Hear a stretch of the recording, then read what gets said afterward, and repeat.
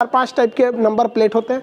जैसे अगर white colour पे काला पट्टी लिखा है मतलब पर्सनल गाड़ी है, जैसे यहाँ आप देख सकते हैं ये गाड़ी जो है यहाँ पर ये देखिए ये पर्सनल गाड़ी है। लेकिन अगर वहीं देखेंगे ये ब्लू कलर वाली तो ये तो पर्सनल हो गया, ब्लू वाली तो दूतावास की गाड़ियाँ होती है, जैसे ये दूतावास की है। ग्रीन पट्टी रहेगा तो मतलब वो इलेक्ट्रिक से चलने वाली गाड़ी है, जैसे टेस्ला वगैरह की गाड़ियाँ थी तो ये इलेक्ट्रिक पे चलने वाली गाड़ी हो गई ये ग्रीन वाली। पीले नंबर प्लेट वाली जो गाड़ियाँ होती हैं वो कॉमर्शियल होती हैं, यानी भाड़ा ढोती हैं सब। जैसे इसका नंबर प्लेट पीला है, ट्रक वगैरह का देखेंगे, बस वगैरह के देखेंगे तो पीला मिलता है, मतलब वो भाड़ा पे चलने वाली है। अगर काले नंबर प्लेट पे पीला लिखा है मतलब ये रेंट पे लिए, वो गाड़ी ढोने वाली है। और अगर इसको देखेंगे तो ये रेंट पे ले जा सकते हैं। पर्सनली मान के चलिए अगर आप दिल्ली गए, वहाँ आपकी गाड़ी नहीं है तो रेंट पे गाड़ी ले सकते हैं, तो उसका नंबर प्लेट इस टाइप में रहेगा। वहीं अगर आप आर्मी की गाड़ियों को देखेंगे तो इस पे ऊपर की और मिलिट्री की गाड़ियों पे एक तीर बना होता है, वो अलग होता है। मिलिट्री की गाड़ी को देखेंगे तो नंबर प्लेट इस तरह से रहेगा, इसमें यूपी बिहार कुछ नहीं देता है, एक तीर बना रहेगा आर्मी की गाड़ी में। हालांकि इसके ऊपर सीओ लिखा रहता है, कमांडिंग ऑफिसर। सीओ जो होता है वो lieutenant, captain, major, lieutenant colonel, colonel तक के रैंक के ऊपर वो लिखा रहता है। उसके ऊपर ब्रिगेडियर जाएंगे तो 1 स्टार बना रहता है। ब्रिगेडियर के ऊपर मेजर जनरल पे 2 स्टार, लेफ्टिनेंट जनरल पे 3 स्टार और जनरल पे 4 स्टार रहता है। तो आप गाड़ी के स्टार को देख के बता सकते हैं अंदर कौन सा अधिकारी बैठा है। हालांकि झंडा देख के भी आप बता सकते हैं, जितना स्टार रहेगा उतने झंडा में कोना रहेगा। अगर 2 स्टार रह दिया तो ये ब्रिगेडियर से हो गया मेजर जनरल, तो यहाँ 2 को कोना निकल जाएगा। 3 स्टार हो गया तो लेफ्टिनेंट जनरल, 4 स्टार हो गया तो जनरल। तो आप गाड़ियों को, आर्मी को भी देख के बता सकते हैं कि इसके अंदर कौन है। अगर आप ये एनसीसी वगैरह किए होंगे तो आपको ये सब पढ़ाया गया होगा। खैर मेन टॉपिक पर आते हैं। तो जो इजरायली दूतावास जो है वहाँ पे जो गाड़ी के पास, ब्लास्ट के पास जो लेटर मिला है उसमें यही लिखा है कि ये ट्रेलर है, मतलब अभी फिल्म बाकी है। इन गधों को ये समझ में नहीं आता है कि तुम किससे टकरा रहे हो, इजराइल से। और ये कौन सा तरीका है, इजराइल ने दुनिया में किसको किसको नहीं टपका दिया। यहाँ आप देखें कासिम सुलेमानी को, चाहे वो फ़कीर ज़ादे को है, ये डायरेक्टली नाम आता है कि इजराइल ने किया। कभी इजराइल ने नहीं बोला कि हाँ ये टेलर है, फिल्म बाकी है। लेकिन इनको ये को चिटपुटिया भड़का के गए ना, तो ना हल्ला कर दिया हमरा फटका है, फिल्म बाकी है, ससुर तुनाई फिल्म बाकी। अरे हम लोग को ईरान से क्या मतलब, हम लोग को ईरान में भैया चाबहार बंदरगाह है, वहाँ हम लोग को पेट्रोल मिल जाता है, इसलिए हम चाहते हैं कि भैया ईरान भी शांति से रहे यहाँ पर।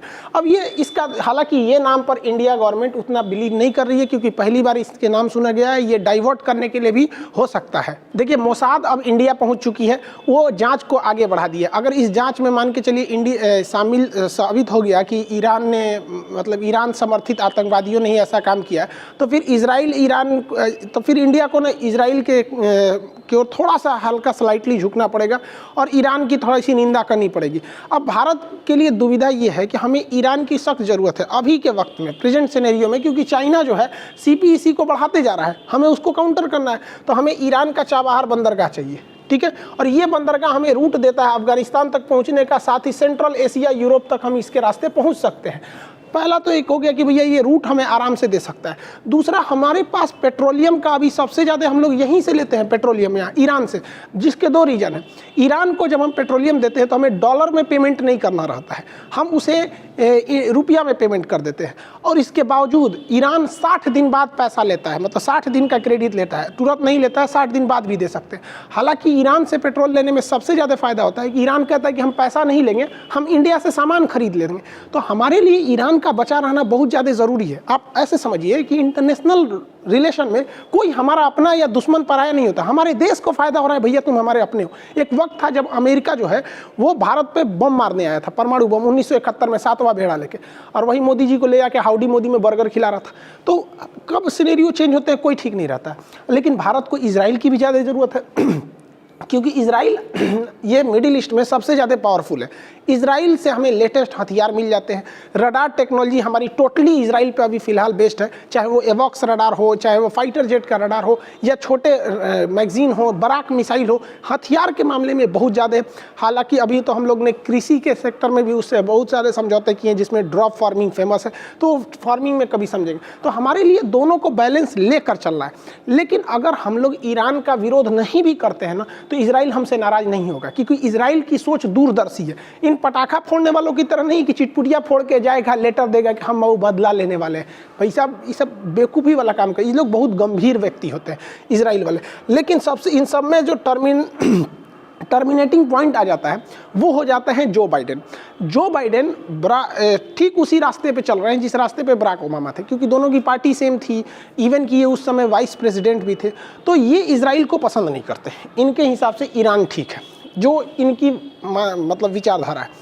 अब ये कहते हैं इजराइल वालों को कि भाई आप अत्याचार करते हो फिलिस्तीन वालों पे। हम आपको चुनाव टाइम से ही बता रहे थे कि जो बाइडेन हमेशा से मुस्लिम वोट को अपनी ओर खींचने की कोशिश की है, और ट्रंप जो है वो यहूदी यानी इजराइल वाले लोग को वोट को खींचने की कोशिश की है। तो इनका इसके खिलाफ है।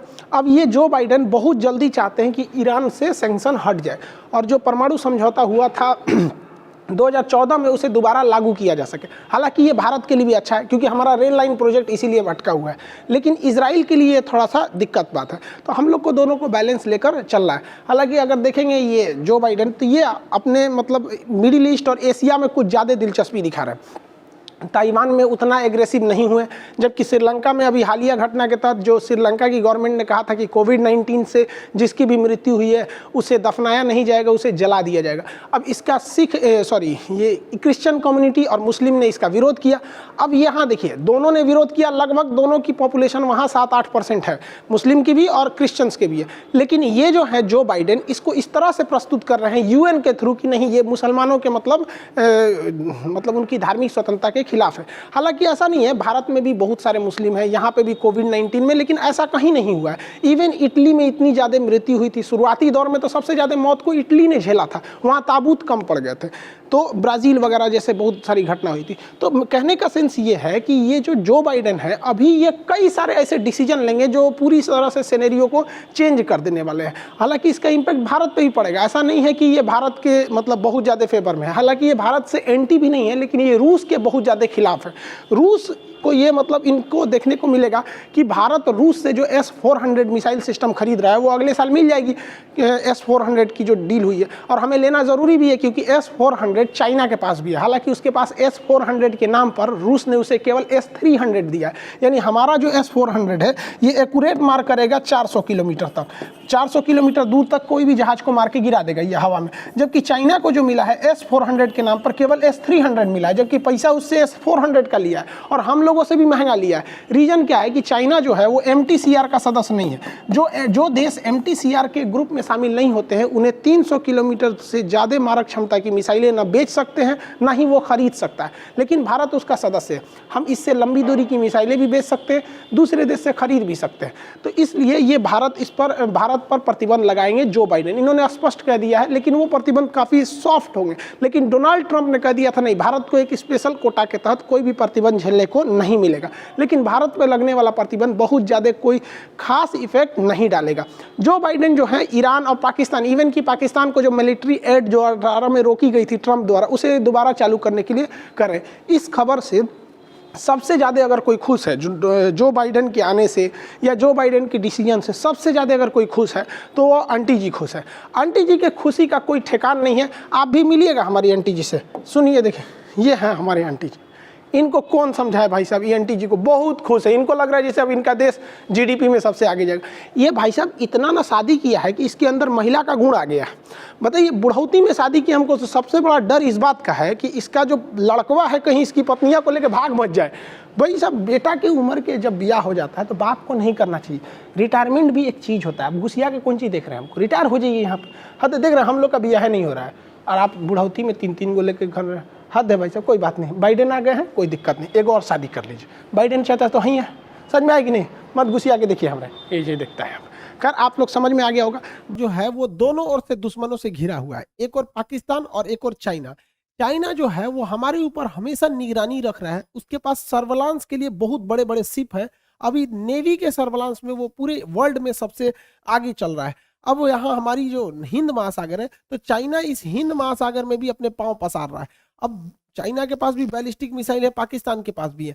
तो इन मिसाइलों को जब कभी भी लॉन्च किया जाएगा तो इन्हें पकड़ने के लिए, या फिर चाइना ने यहाँ पे कोई अपना शिप ही दे दिया, हम लोग तो इधर से तैयार रहते हैं कि यहाँ चाइना है, इधर पाकिस्तान है, मान के चलिए यहाँ पे चाइना ने अपना कोई नेवी का शिप डिप्लॉय कर दिया और यहाँ से बैलिस्टिक मिसाइल छोड़ दिया, तो हमें वहाँ ट्रेस करने के लिए कोई चाहिए कि नहीं चाहिए। अब ये समुंदर है, यहाँ एरिया, समुंदर में रडार परमानेंटली नहीं लगा सकते, तो इसके लिए आता है एक सर्वेलांस रडार। ये न्यूक्लियर मिसाइल को या फिर बैलिस्टिक मिसाइल जब छोड़ी जाती है तो इसके ऊपर सैटेलाइट एंटीने लगे रहते हैं बहुत बड़े बड़े। ये किसी भी दूर से दूर आ रही मिसाइलों को आराम से ये ट्रेस कर लेते हैं। भारत के पास इसकी कमी थी, 2014 में ही इस पर काम हो चुके थे और इसे 18 में हल्का सा मतलब इसे सी ट्रायल किया गया था। अभी इसे फाइनली INS ध्रुव के नाम पर इंडक्ट कर लिया गया। जब इसे सीक्रेटली नाम दिया गया था तो VC 11184 नाम दिया गया था।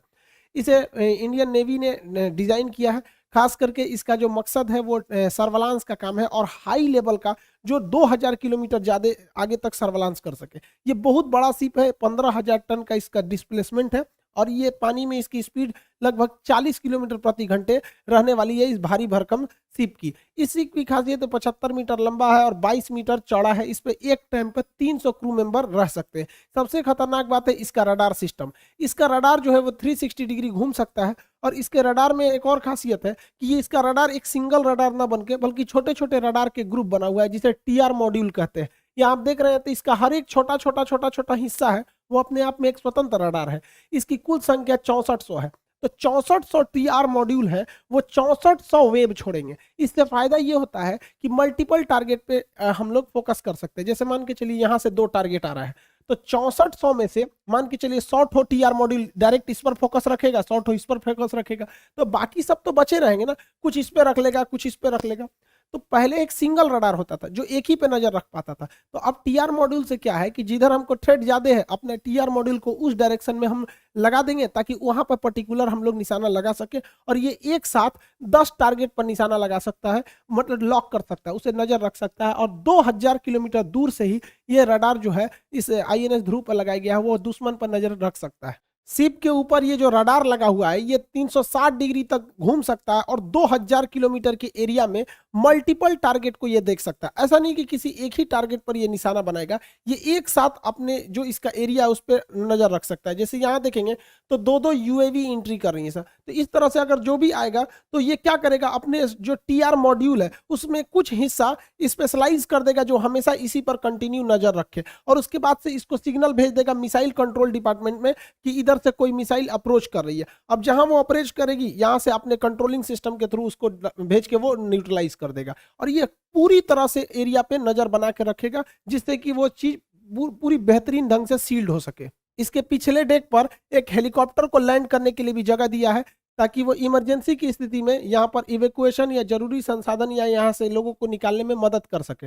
ये हेलीकॉप्टर अपने पीछे डेक पर एक हेलीकॉप्टर को लैंड करा सकता है जो रेस्क्यू के टाइम पर आराम से काम आया जा सकता है। इस हेलीकॉप्टर की मदद से इमरजेंसी ड्रॉप भी किया जा सकता है। बैलिस्टिक मिसाइल बहुत दूर तक हमला कर सकती है, ये कई हजार किलोमीटर जा सकती है, डायरेक्ट हमला नहीं करती है, ये छुपी हुई जगह पर रहती है या वो सबमरीन से लॉन्च कर दी जाएंगी या फिर कनेस्टर्स में इस तरह से लॉन्च कर दी जाती है और जब वो री एंट्री करती हैं तब आदमी को पता चलता है कि हमारे ऊपर मिसाइल का अटैक हो गया। बीच में अगर पता चल जाएगा तो हम उसे न्यूट्रलाइज कर सकते हैं। आजकल मिसाइलों को जमीन के अंदर अंडरग्राउंड कनेस्टर में रखा जाता है और वहां से इन बैलिस्टिक मिसाइलों को लॉन्च करा दिया जाता है और ये अंतरिक्ष में जाती हैं। अंतरिक्ष में के बाद जब ये हमारे एरिया में आएगी और री एंट्री करेगी तो री एंट्री करते समय इसको ट्रेस करना बहुत ज्यादा जरूरी हो जाता है, वरना ये बहुत ही हाई रेंज की होती हैं और इनको पकड़ना बड़ा मुश्किल हो जाता है। तो रास्ते में अगर इन्हें पकड़ लिया जाएगा तो इनकी घातकता को हम कैंसिल कर सकते हैं क्योंकि हमारे पास S-400 मिसाइलें हैं, उनको ट्रेस करके बता दिया जाएगा कि ये मिसाइलें यहाँ आ रही हैं और री एंट्री जैसे होगी हमारे टेरिटरी में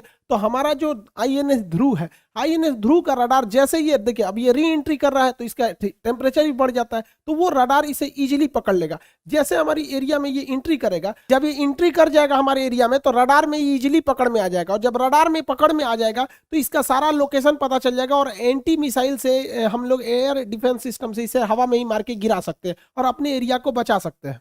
इसे ही न्यूट्रलाइज करने के लिए और समुद्री एरिया में पता लगाने के लिए INS ध्रुव काम करेगा। यहां से अगर कोई बैलिस्टिक मिसाइल लॉन्च की जाती है तो इस रास्ते में ही इसे ट्रैक कर लेगा कि ये किस स्पीड से जा रहा है और कहां तक ये जा सकता है और फर्दर इंफॉर्मेशन भेज देगा वो अपने दूसरे शिप पर या वहां जहां हमारा एयर डिफेंस लगा हुआ है और वो एयर डिफेंस इसे बीच रास्ते में ही न्यूट्रलाइज कर देगा। भारत बहुत ही तेजी से अपना रक्षा क्षेत्र में कदम बढ़ा रहा है। इसी को देखे होंगे तो भारत का जो डिफेंस बजट था इस बार तो उसमें हम लोगों ने अपने डिफेंस इंपोर्ट में जो आयात करते हैं उसमें लगभग 33% की गिरावट देखे हैं। अब हम लोग का जो देखिए हम लोग का जो इंपोर्ट होता है वो बहुत ज्यादा होता था। एक वक्त था जब दुनिया में हम टॉप पर थे, लेकिन अभी तो सऊदी अरब टॉप पर है, फिर आता है इंडिया, फिर मिस्र, ऑस्ट्रेलिया और चाइना आते हैं इंपोर्ट के मामले में।